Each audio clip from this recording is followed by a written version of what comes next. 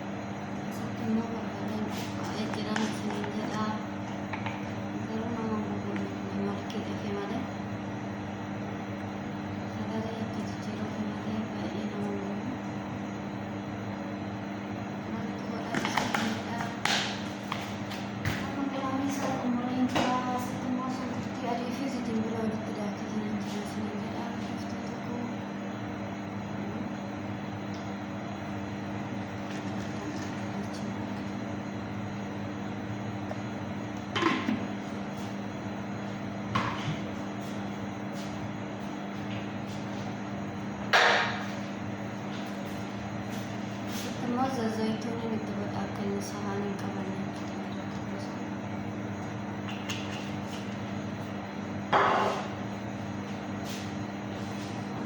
qophaa'ee jiran isiniin jedhan naannoo sanatti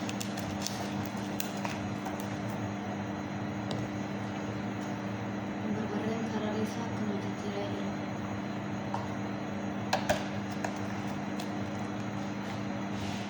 Nama haasaa koo duubaa fi diimaa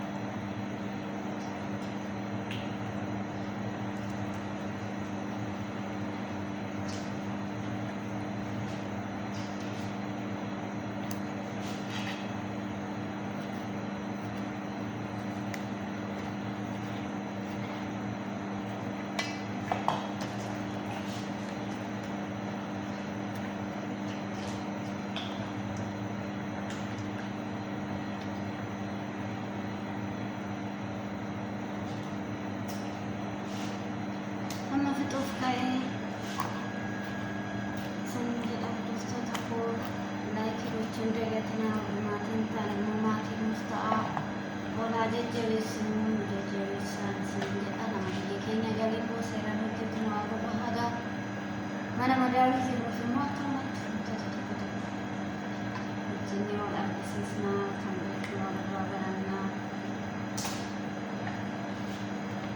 isin jedha wanti isinitti mijannee jiraatu komantii jalatti naa barreechaa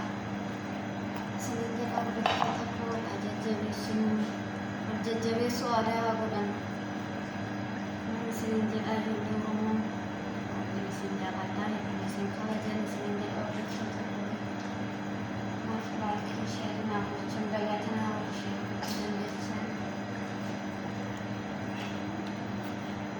akkasin isin jedha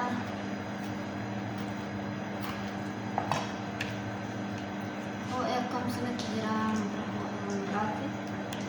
baay'ee ho'aa warri ala'een keessa jirtan hin beektan ala'een ho'aan qofaarra jirtan isin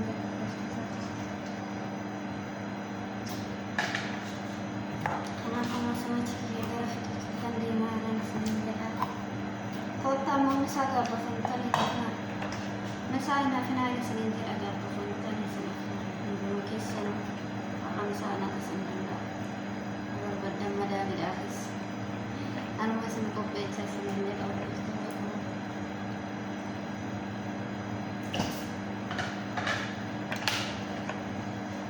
kanaaf akkas isin jedha amma qopheechee fixee jira muree qalaa mureetti dhibeen jira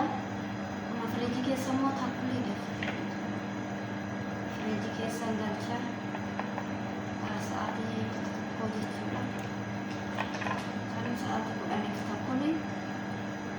booda achi keessaa baaseen isin jedha hordoftoota koo kanaaf kana fakkaataan isin jedha kana qopheesseen isin jedha kana fakkaataa aarsaan kiyyaa haga booda walitti deebinutti nagaan naaf tura yeroo tibsata hordoftoota koo kana aasaa kiyyaa ga'ee amma ta'ee jira turtii takkumiin booda walitti deebinee jirra amma foonii keessa galchuudhaaf qopheessee jiraan isin jedha kana fakkaataa